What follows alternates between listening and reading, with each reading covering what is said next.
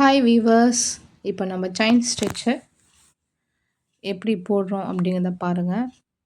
அப்புறம் இந்த மாதிரி ஷேப்ஸ் எல்லாம் போட்டு நம்ம செயின் ஸ்டிச் போடும்போது நம்மளுக்கு கொஞ்சம் ப்ராக்டிக்ஸாக இருக்கும். ஓகேங்களா? இப்போ பாருங்கள், நான் ஒரு 3 ஷேப் போட்டுட்டேன்.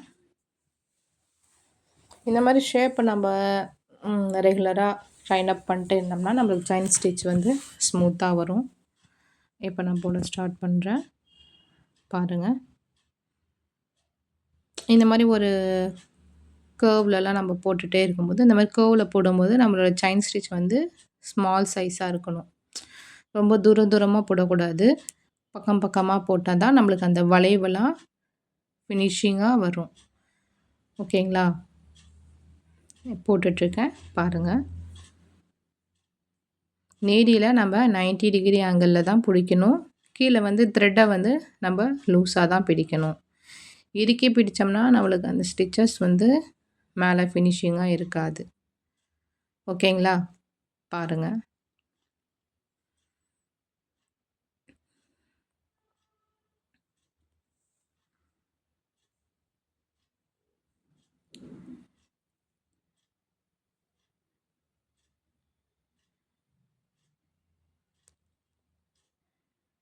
இப்போ நம்ம இந்த மாதிரி போட்டுகிட்டே இருக்கும்போது நம்மளுக்கு நல்லா ஃபினிஷிங்காக கிடைக்கும். ப்ளவுஸில் நெக் லைனு இதெல்லாம் போட்டாவே நம்மளுக்கு அது நல்லா வந்துடும். இப்போ நாட் போடுறேன் பாருங்கள்.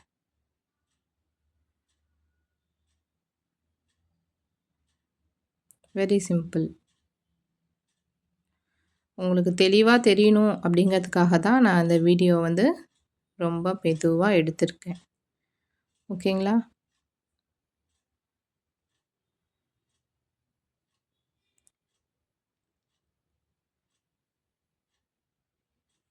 இப்போ இந்த மாதிரிலாம் நம்ம போடும்போது கார்னர் ஷேப் இருக்குது. அதில் வந்து வளைவு இருந்துச்சு. இதில் கார்னர் ஷேப் இருக்குது. இப்போ கார்னர் ஷேப்பெலாம் நம்ம எப்படி வளைக்கணும் அப்படிங்கிறத உங்களுக்கு ஃபஸ்ட்டு வீடியோவில் நான் காமிச்சிருப்பேன். பாருங்கள், ஒரு ஸ்டிச் பேக் போயிட்டு ஃப்ரண்ட்டு வந்துட்டேன். நான் ஒரு ஸ்டிச் பேக் போயிட்டு ஃப்ரண்ட்டு வரனால என்ன அப்படின்னா அந்த கார்னர் வந்து ஃபினிஷிங்காக எனக்கு கிடச்சிருக்கு. ஸோ நீங்களும் அதே ஃபாலோ பண்ணுங்கள். பொறுமையாக போடுங்க.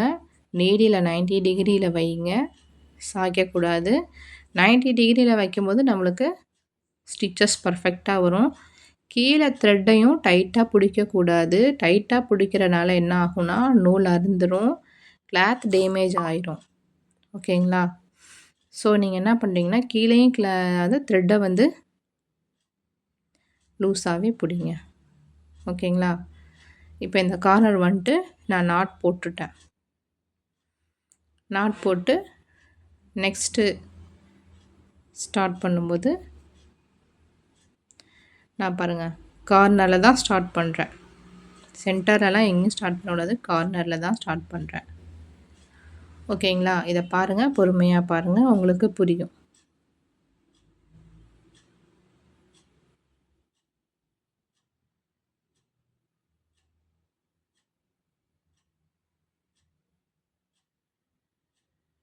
இப்போ இந்த கார்னர் வரும்போது நான் பாருங்கள் ஒரு ஸ்டிச் பேக் போயிட்டு தான் வரேன்.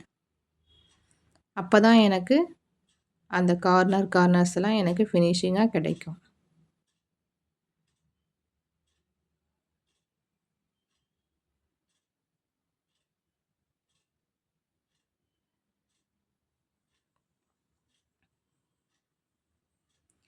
நீடியில் நம்ம ஹேண்டில் பண்ணும்போதும் ரொம்ப டைட்டாக பிடிக்கக்கூடாது. நீடியில் வந்து லூஸாக பிடிக்கணும். அப்போ நம்மளுக்கு கையும் வலிக்காது. அப்புறம் இந்த ஆரி ஒர்க்லாம் சில பேர் ட்ரை பண்ணும்போது இடுப்பெல்லாம் வலிக்குதுன்னு சொல்லுவாங்க. அப்போ நம்ம என்ன செய்யணும், நிமிர்ந்து உட்காரணும், அடிக்கடி நிறையா தண்ணி குடிக்கணும். இந்த மாதிரி இருந்தால் நம்மளுக்கு எந்த ஒரு ப்ராப்ளமும் வராது.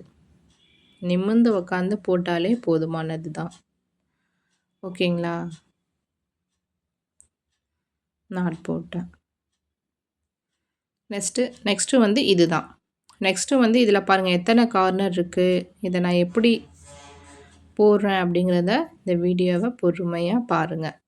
நீங்கள் பார்த்தீங்கன்னாவே உங்களுக்கு இந்த இதெல்லாம் வந்துடும்.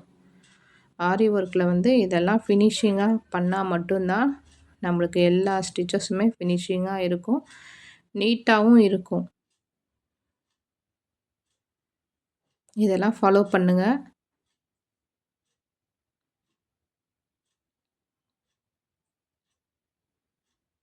பாருங்கள், நான் ஸ்டிச் பேக் போயிட்டு ஃப்ரண்ட் வந்துட்டேன்.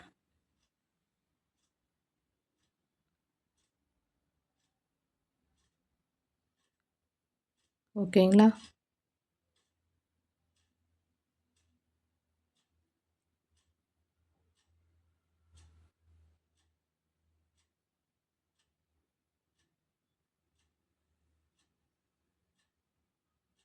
இது நீங்கள் நல்லா பொறுமையாக 1, 2 டைம் பார்த்தீங்கன்னாவே உங்களுக்கு தெரிஞ்சிடும்.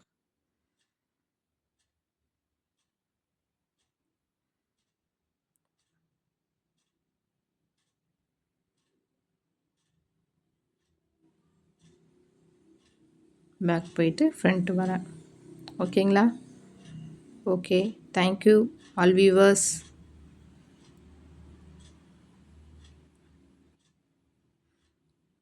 Okay, thank you.